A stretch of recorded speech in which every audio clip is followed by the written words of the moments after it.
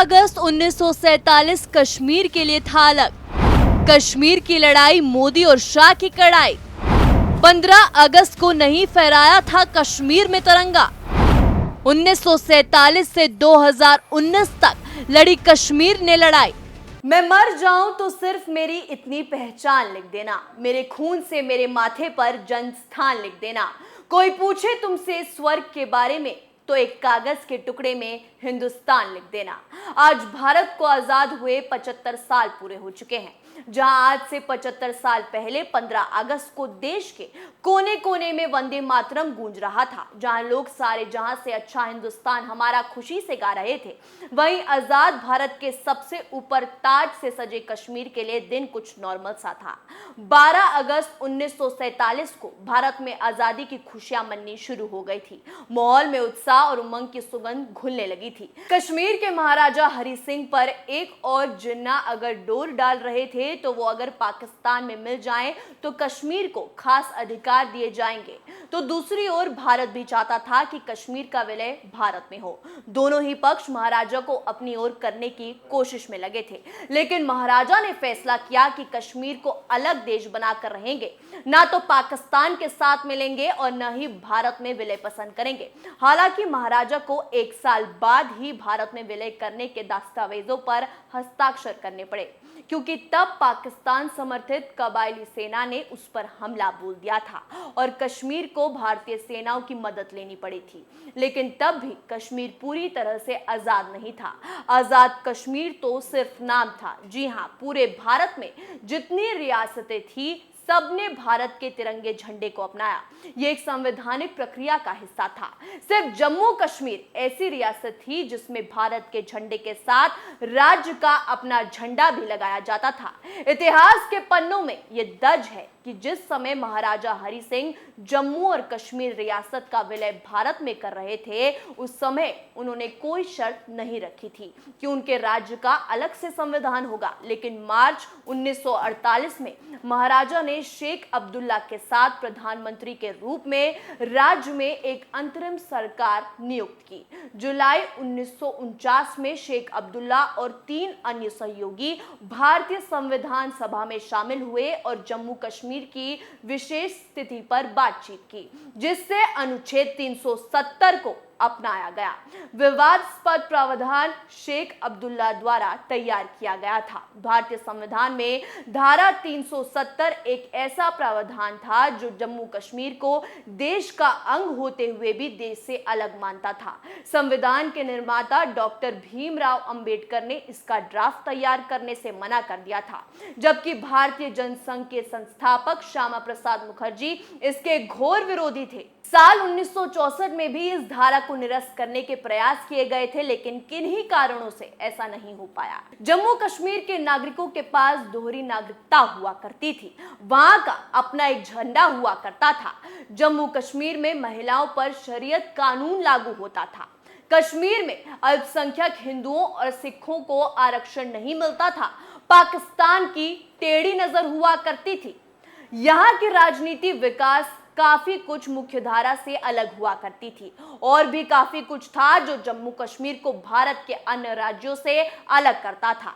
धारा 370 लागू थी, यह सब इतिहास बन चुका है। लेकिन 5 अगस्त 2019 कश्मीर की वादियों में एक सुनहरा सवेरा लेकर आया। सुबह से ही इंटरनेट सेवा गायब थी।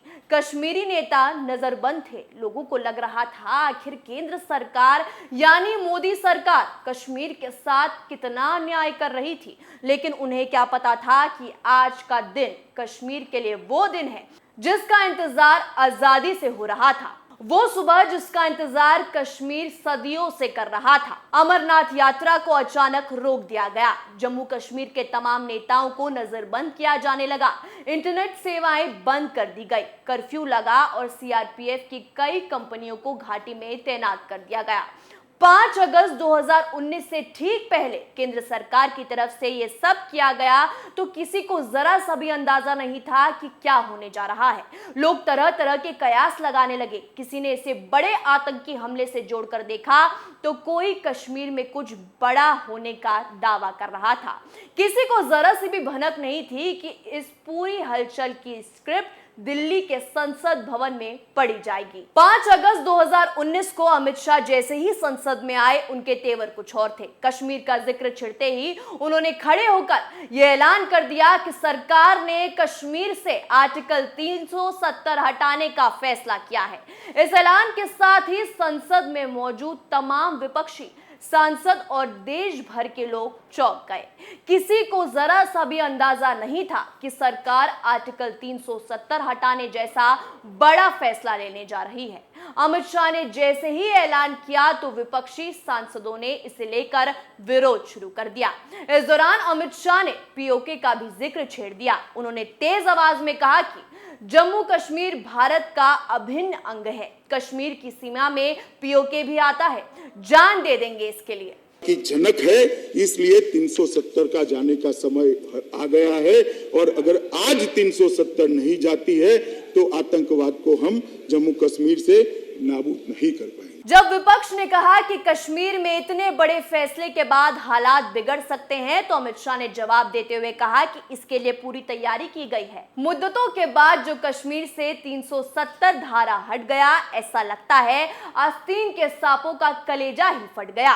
3 सालों में कितना बदला कश्मीर? 370 हटने से कैसे बदला कश्मीर? क्या मोदी सरकार का सपना हुआ सच? आतंकवाद। जम्मू कश्मीर में आतंकवादी हमलों में गिरावट हुई है, लेकिन भर्ती रणनीति में बदलाव चिंता का विषय बना हुआ है। 2019 में अब तक जम्मू कश्मीर में 690 से ज्यादा आतंकवादी मारे गए हैं, जिनमें से 132 इस साल मारे गए। इसी अवधि में 527 उग्रवादी संगठन भी शामिल हुए। पत्थरबाजी। 5 अगस्त 2019 के बाद से पत्थरबाजी की घटना में 90% की कमी आई। साल 2016 में पत्थरबाजी की 2653 घटनाएं हुई, वहीं साल 2017 में 1412 और साल 2018 में 1458 बार पत्थरबाजी हुई। लेकिन धारा 300 हटने के बाद साल भर के अंदर यह आंकड़ा 255 रह गया है। कानून। पहले जम्मू कश्मीर में केंद्र सरकार के बनाए कानून लागू नहीं होते थे, लेकिन धारा 370 हटने के बाद वहां 890 केंद्रीय कानूनों को लागू किया गया है। विकास और निवेश। केंद्र सरकार की ओर से बजट आवंटन में कश्मीर का खास ध्यान रखा गया है। यहां औद्योगिक गतिविधियों को बढ़ावा देने के लिए 28,400 करोड़ रुपए का बजट बनाया गया। साथ ही यहां निवेश को लेकर 500 MOU साइन किए हो चुके हैं। कश्मीर प्रवासी। धारा 370 हटने के बाद अब तक 2000 से भी अधिक कश्मीर प्रवासी वापस कश्मीर लौट आए हैं। Kashmir is integral part of India, यानी कश्मीर भारत का अभिन्न अंग है। कश्मीर भारत का ताज है और इस ताज पर हमें नाज है। आप सभी को अमृत महोत्सव की ढेर सारी बधाई। जय हिंद, जय भारत।